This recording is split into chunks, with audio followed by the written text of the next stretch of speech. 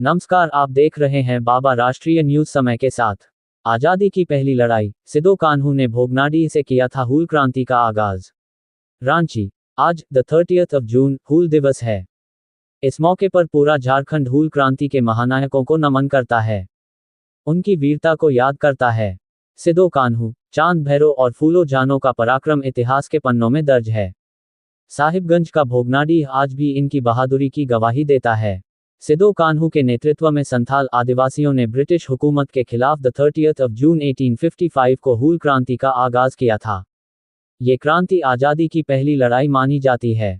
आज़ादी की पहली लड़ाई, सिदो कान्हू ने भोगनाडीह से किया था हूल क्रांति का आगाज।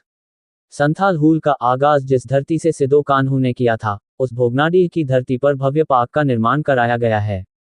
भोगनाडीह में ये पार्क उनके पैतृक घर से 200 मीटर की दूरी पर स्थित है।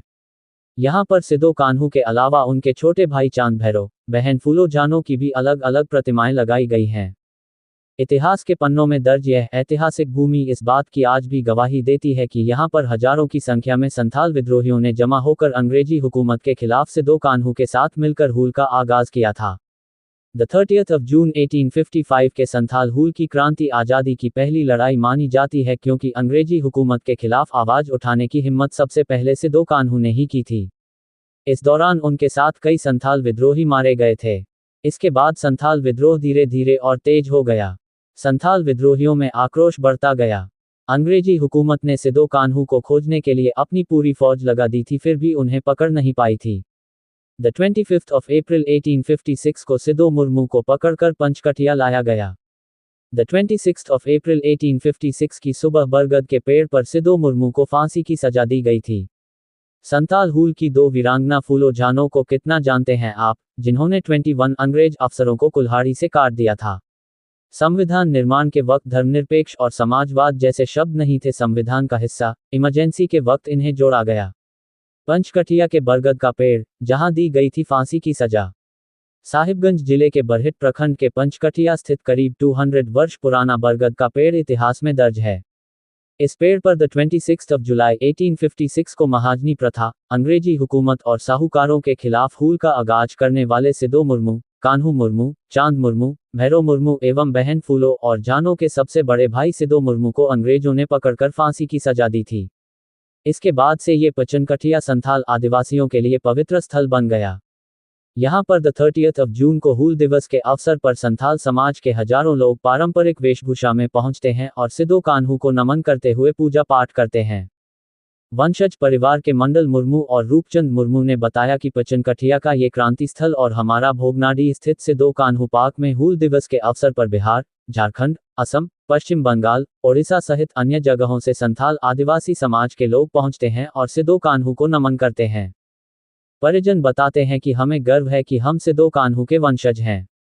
साहिबगंज को हूल दिवस पर 97 करोड़ से अधिक की सौगात, शिक्षा मंत्री रामदास सोरेन 3.51 लाख को देंगे तोहफा। एनएफ आंदोलनकारियों की प्यास बुझाता था कदमडांडी कुआं। हूल क्रांति का आगाज करने वाले सिदो कान्हू के साथ 50,000 से अधिक संथाल विद्रोहियों का आंदोलन के दौरान भोगनाडीह स्थित ये कदमडांडी कुआं प्यास बुझाने का काम करता था। भूखे पेट तो कभी कई किलोमीटर तक लंबा सफर करने के बाद आंदोलनकारी जब भोगनाडीह वापस आते तो इसी कुएं के चारों तरफ बैठकर अपनी प्यास बुझाते थे। इस कुएं का पानी आज भी इतना पवित्र है कि इसके पानी का लोग पेयजल के रूप में उपयोग करते हैं। पूरे आंदोलन के दौरान संथाल विद्रोहियों के लिए ये कुआं संजीवनी से कम नहीं था, क्योंकि आसपास पानी का कोई स्रोत नहीं था और ये कुआं ही ऐसा था जो सभी संथाल विद्रोहियों को प्यास बुझाने का काम करता था। सिदो कान्हू के वंशज बताते हैं कि हूल के दौरान जब भी कोई लड़ाई की शुरुआत होती या किसी लड़ाई में भोगनाडीह से निकलना होता था तो सभी आंदोलनकारी इसी कुएं पर स्नान और पूजा पाठ करने के बाद अपने अपने गंतव्य की ओर रवाना हो जाते। इतिहास के पन्नों में ये कुआं तो बहुत कम ही आपको देखने को मिलेगा, लेकिन इस कुएं की महत्ता आज भी काफी अहम है। ये कुआं सिदो कान्हू के खपरेल मकान के ठीक सामने पगडंडियों के सहारे आगे जाने पर खेत की ओर स्थित है। यहाँ पर भी द 30th of जून को हूल दिवस के अवसर पर लोग आते हैं और प्रसाद के रूप में इसका शुद्ध जल ग्रहण करते हैं। सिदो कान्हू का खपरेल मकान में हुआ था जन्म। खपरेल मकान में द 11th of April सन 1815 की मध्य रात्रि को चुन्नू मुर्मू एवं सुनी हांसदा के घर के इसी आंगन में सिदो मुर्मू का जन्म हुआ था। जन्म के बाद से ही धीरे धीरे इसी आंगन में सिद्धू बड़े हुए। उसके बाद उनके छोटे भाई कान्हू मुर्मू का जन्म भी इसी आंगन में हुआ। वंशज परिवार की सबसे बुजुर्ग महिला बिटिया हेम्ब्रम बताती हैं कि उनके पूर्वजों से हम लोगों को थोड़ी थोड़ी जानकारी प्राप्त हुई है। सिद्धू कान्हू के जन्म के बाद उनके छोटे भाई चांद और भैरव एवं बहन फूलो और जानो का भी जन्म इसी आंगन में हुआ था। उन लोगों ने 30 जून 1855 को संथाल हूल का आगाज किया तो गांव के बाहर हजारों की संख्या में संथाल आदिवासी लोग एक साथ जुड़ गए और संथाल हूल का आगाज इसी गांव से किया गया। आंगन में फैली मिट्टी इस बात की गवाह दे रही है कि यह वीर भूमि की धरती है। बाद में आंगन में ही सिद्धू और कान्हू की प्रतिमा लगाई गई है। हर साल हूल दिवस के अवसर पर काफी संख्या में लोग पहुंचते हैं और उन्हें नमन करते हैं। और भी ऐसी तरह तरह की न्यूज़ को देखने के लिए हमारे चैनल को लाइक करें, सब्सक्राइब करें और बेल आइकन जरूर क्लिक करें। इससे हमारे आने वाली न्यूज़ की नोटिफिकेशन आप लोगों को सबसे पहले मिले।